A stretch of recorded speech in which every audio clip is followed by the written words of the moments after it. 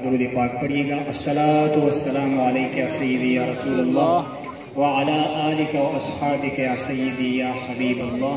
الصلاۃ والسلام علیک یا سیدی یا رحمۃ للعالمین وعلی آلک و اصحابک یا سیدی یا شفیع المذنبین۔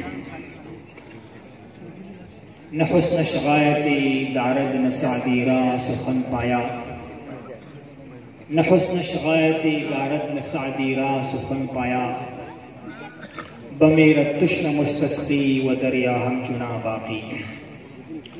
نہایت ہی قابل احترام صدر محفل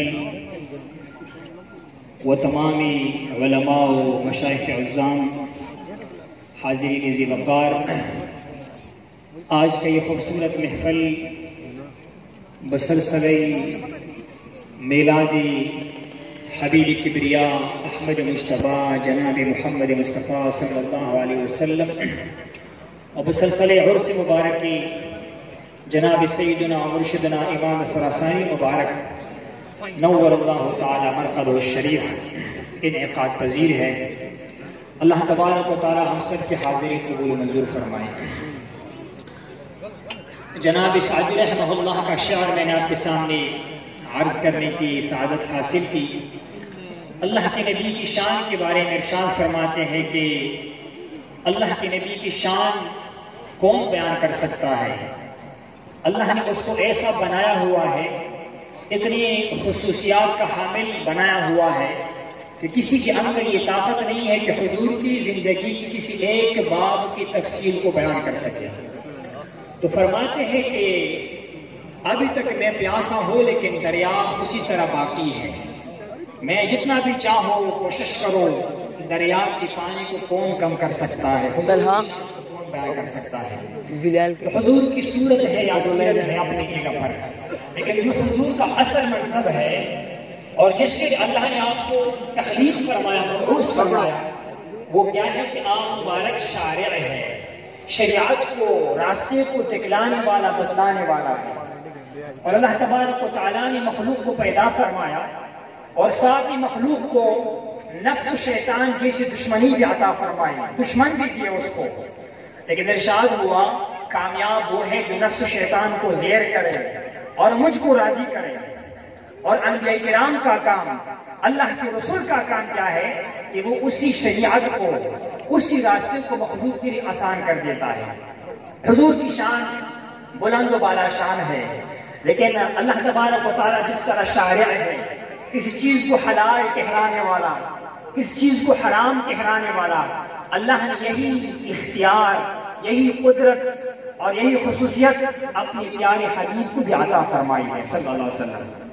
مثال کے طور پر یہ پہاڑ ایک عام پہاڑ ہوتا ہے، اللہ کے نبی کا معمول ہے مدینہ منورہ کے اندر مبارک باہر نکلتے ہیں اللہ کی یاد میں، خلوت میں، مخلوق سے الگ الگ ہو کر عبادت کرنا، احد کے پہاڑ راستے میں آتا ہے اور محبوب کی مبارک آنکھ اس پہاڑ پر لگتی ہے۔ جس نے حج کیا ہے، عمرہ کیا ہوا ہے، اس نے اس پہاڑ کو دیکھا ہوا ہوگا۔ ظاہراً بغیر کسی سبزی کا پہاڑ ہے، کوئی وہاں پر چشمہ نہیں ہے، کوئی سبزہ نہیں ہے، کوئی پانی نہیں ہے، اللہ کے نبی کو اس پہاڑ سے محبت ہو جاتا ہے اور فرماتا ہے کہ احد جبل یحبنا ونحبہ، یہ احد کوئی عام پہاڑ نہیں ہے بلکہ ایسا پہاڑ ہے جو ہم سے محبت کرتا ہے، ہم اس پہاڑ سے محبت کرتے ہیں۔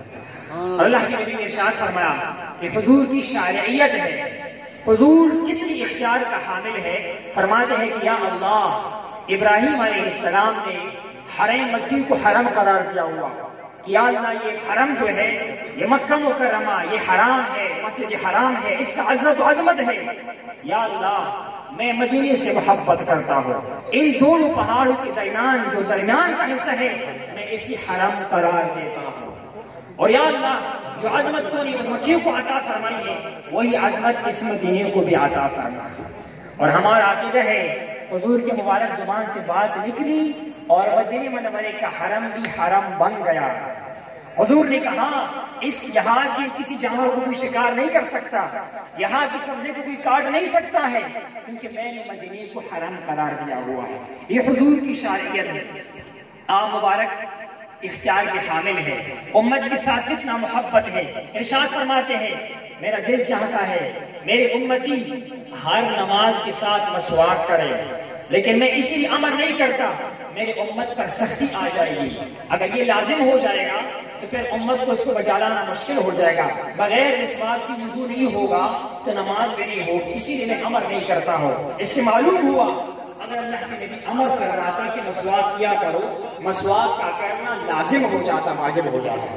یہ حضور کی شرعیت ہے، حضور کی اختیارات ہے جو رب نے آپ کو عطا فرمائی ہوئی ہے۔ بڑا مبارک کا شان ہے، ایک اعرابی کے ساتھ ایک دیہاتی کے ساتھ معاملہ پیش آتا ہے تو آپ مبارک نے اس کے اونٹ جو ہے وہ خرید لیا، اور خریداری کی بات تھوڑی دیر بعد جب اس کا رقم کا لین دین کا معاملہ ہونے کا ٹائم آ جاتا ہے تو وہاں پہ کچھ اور گاپ پیدا ہو جاتے ہیں، پہلے فیصلہ ہو چکا ہوتا ہے تو وہ اعرابی کہتا ہے، اللہ کے نبی کی طرف اشارہ کرتا ہے کہ اگر تم نے لینا تھا تو لے لیتے، اب تو میں نے کسی اور کو سواری دینی ہے۔ اللہ کے نبی نے ارشاد فرمایا کہ میرے اور تیرے درمیان سودا ہو چکی ہے، یہ اونٹ میں نے خریدا ہوا ہے۔ اس بندے نے کہا تمہارے پاس کی گواہ تو نہیں ہے، اگر گواہ ہے تو پیش کرو۔ اتفاق کے بعد جب اللہ کے نبی کا یہ معاملہ طے پا رہا تھا وہاں پر کوئی موجود نہیں تھا، ایک اللہ کا محبوب تھا اور ایک وہ اعرابی تھا۔ اللہ کے نبی کے پاس ظاہراً کوئی گواہ نہیں تھا۔ جناب خزیمہ اللہ کے نبی کا عاشق صحابی کھڑا ہوا ہے، وہ فوراً آواز دیتا ہے کہ میں گواہی دیتا ہوں کہ اللہ کے رسول نے اس اونٹ کو تم سے خریدا ہوا ہے۔ اللہ کے نبی نے ارشاد فرمایا کہ بعد میں اے خزیمہ تم نے کیسے گواہی دی، تم تو وہاں پر موجود نہیں تھے۔ ارشاد فرماتے کہ یا رسول اللہ جب آپ نے اعرابی سے کہا کہ میں نے آپ سے بیع کیا ہوا ہے، سودا طے ہو چکی ہے، تو مجھے پتا تھا کہ تم اللہ کے ایسے رسول ہو تمہاری زبان سے کبھی جھوٹ نہیں نکل سکتا، اس لیے میں نے تیرے حق میں گواہی پیش۔ اللہ کے نبی کو جناب خزیمہ کی ادا پسند آئی۔ شریعت کا معاملہ کیا ہے، کسی معاملے پر گواہ کو پیش کرنا ہے تو دو گواہ کا ہونا ضروری ہے، البینۃ علی المدعی۔ لیکن اللہ کے نبی نے کیا فرمایا، آج کے بعد خزیمہ کا یہ شان ہے کہ اس ایک بندے کی گواہی دو بندوں کے برابر ہو جائے گی۔ حضور نے اس کو یہ اختیار عطا فرمایا، یہ منصب عطا فرما دیا کہ خزیمہ ایک بندہ ہے لیکن اس کی گواہی دو افراد کے برابر ہوگی۔ قربان جائے وہ زبان جس کو سب کن کے کنجی کہے، اس کی زبان سے جو بات نکل